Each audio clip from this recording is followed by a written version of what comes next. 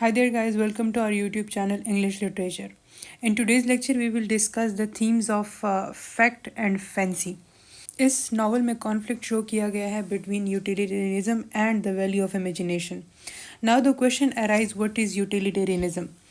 ये एक ऐसी फ़िलासफ़ी है जहाँ किसी एक्शन के सही या गलत होने को उसके आउटकम्स और रिजल्ट्स के बेसिस पे जज किया जाता है. ये फ़िलासफ़ी सजेस्ट करती है कि अगर कोई एक्शन ओवरऑल हैप्पीनेस को मैक्सिमाइज़ और सफरिंग्स को मिनिमाइज़ करती है, then that action is encouraged. For example, you find 5,000 rupees on the street, right? Now, there are two approaches. Number one, selfish approach. उस approach में आप वो पैसे अपने पास रख लेते हैं. Second approach, उसमें आप वो 5,000 रुपीज़ डोनेट कर देते हैं टू अ लोकल चैरिटी जो कि फीड करती है हंगरी चिल्ड्रन को. See this creates more happiness by helping those in need, ना कि पर्सनल सेटिस्फेक्शन जिससे सिर्फ आपको खुशी मिलती है. Now there is another question, इस नॉवल में यूटिलिटेरियनिज्म को क्यों टारगेट किया गया है? The answer to this question is, जहाँ इस कॉन्सेप्ट के स्ट्रेंथ हैं वहीं इसी कॉन्सेप्ट के ड्रॉबैक्स और शॉर्ट कमिंग्स भी अवेलेबल हैं. इसमें इंडिविजुअल राइट्स को इग्नोर किया जाता है. फॉर एग्जांपल, अगर एक इंसान को सेक्रीफाइस करना पड़े और 10 लोगों की जान सेव हो जाए तो utilitarianism might justify it, but it violets basic human rights. इस फ़िलासफ़ी के शॉर्ट टर्म हैप्पीनेस होती है. जो इस फ़िलासफ़ी को फॉलो करते हैं उनकी जो हैप्पीनेस होती है वो शॉर्ट टर्म होती है और लॉन्ग टर्म कॉन्सिक्वेंसेस होते हैं. फॉर एग्जांपल, एक कंपनी है वो वेस्ट मटेरियल एक रिवर में बहाना स्टार्ट कर देती है just to save the money and boost employees bonus. ये हो गया short term gain, but this could harm the environment and public health over time. This is the long term consequence. Moving towards the key details and references, Gradgrind's philosophy of education. From the very beginning of the novel, Dickens Gradgrind को as a champion of facts portray करता है. In the opening lines, he says, "Now what I want is facts. Teach these boys and girls nothing but facts. Facts alone are wanted in life."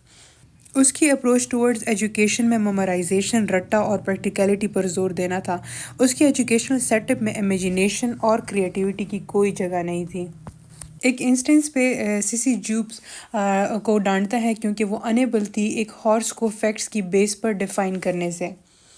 Now coming towards the consequences of fact-driven lives, Gradgrind के बच्चे इस तरह की upbringing की वजह से बहुत सफ़र करते हैं. लुइज़ा को ऐसा रेस किया जाता है जहाँ उसकी पर्सनैलिटी में इमोशंस और इमेजिनेशन की कोई जगह नहीं होती. जब उसकी शादी एक अमीर और वेल्दी आदमी से होती है तो वो ख़ुद को इमोशनली डिटैच्ड और अनहैप्पी मैरिज में पाती है. And she confesses to her inner turmoil to her father, "You have been so careful of me that I never had a child's hurt. You have trained me so well that I never dreamed of a child's dream." ये moment highlight करता है कि कैसे fact based philosophy एक इंसान की खुशी और जॉय को मार देती है.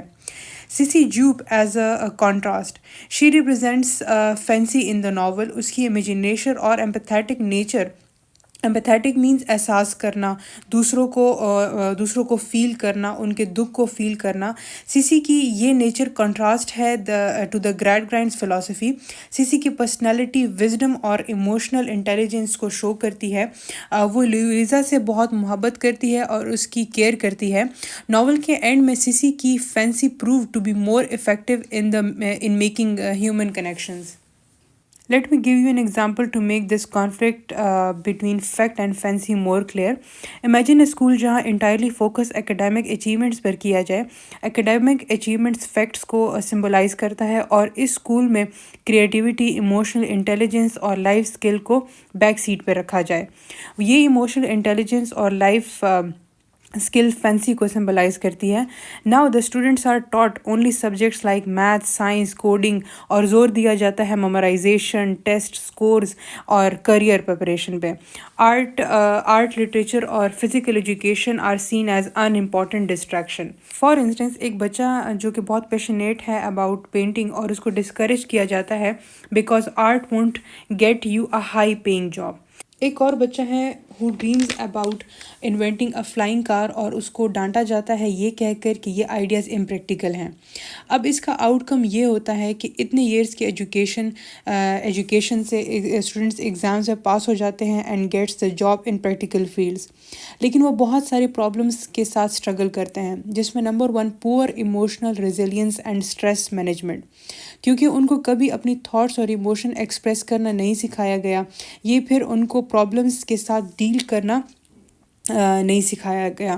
لیک آف فلفلمنٹ، کیونکہ ان کی کریٹیوٹی اور ڈریمز کو سپریس کیا گیا ہوتا ہے، تو ان کے لیے میننگ فل ریلیشن شپس جس میں ایمپتھی اور امیجینیشن ہو، جو کہ ہیلپ کرے دوسروں کو سمجھنے میں اور اپنے ہی ایموشنس کو بھی ایکسپریس کرنے میں، یہ سب مشکل ہو جاتا ہے. As you saw the character of Louisa in the novel. Coming towards the balanced approach, اگر اسکول میں انکریج کریں فیکٹس اور فینسی دونوں کو ایک ساتھ، because for humans both things go hand in hand. For example ایک بچہ ہے who is passionate about painting might combine art with technology, اور وہ ایک ڈیجیٹل ڈیزائن کریٹ کر لے which leads him to a successful career.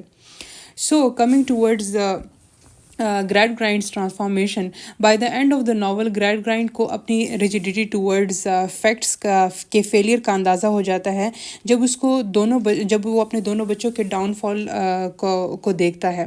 وہ acknowledge کرتا ہے امپورٹنس آف کمپیشن کہتے ہیں ہمدردی کو، لیکن اب اس کو اندازہ ہو گیا ہوتا ہے کہ it's too late to undo all the damage.